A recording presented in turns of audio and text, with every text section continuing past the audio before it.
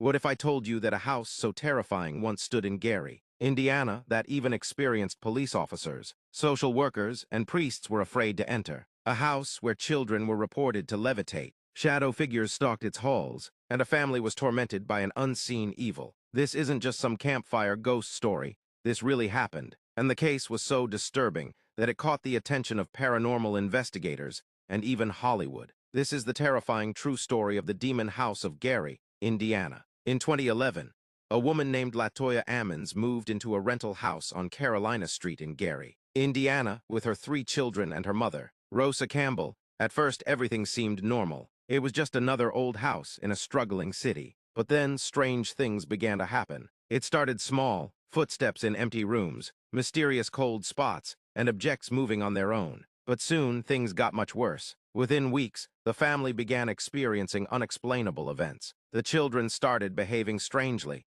talking to invisible people, speaking in voices that weren't their own, and waking up with bruises and scratches. Latoya and her mother claimed that black shadow figures would move through the house, whispering at night. They heard unseen footsteps climbing the stairs, doors slamming shut by themselves, and a terrible feeling of being watched. One night, things took a horrifying turn. Rosa Campbell saw her 12-year-old granddaughter levitate above the bed. Her body stiff as a board, the family screamed, prayed, and watched in terror as the girl suddenly dropped back down. That was the night they realized they weren't dealing with just a haunting.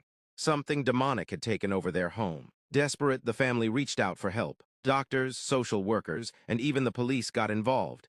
And what they witnessed inside the house shook them to their core. During an investigation, a child protective services worker and a nurse reported seeing one of the children walk backward up a wall, onto the ceiling, and then flip down onto the floor. The staff at the hospital were so disturbed that they wrote detailed reports, stating that what they saw defied all logic. Even police officers who visited the house refused to return, claiming their equipment malfunctioned and strange things happened every time they stepped inside. One officer's car radio began speaking in an eerie, garbled voice. Another took photos of the house, only to find strange silhouettes and ghostly figures in the background. At their breaking point, the family reached out to a local Catholic priest, Father Michael Maginot, who agreed to perform an exorcism. During the ritual, the priest reported feeling an overwhelming dark force, and Latoya herself convulsed violently as he commanded the demon to leave. He performed 3 exorcisms, one of them in Latin, and eventually,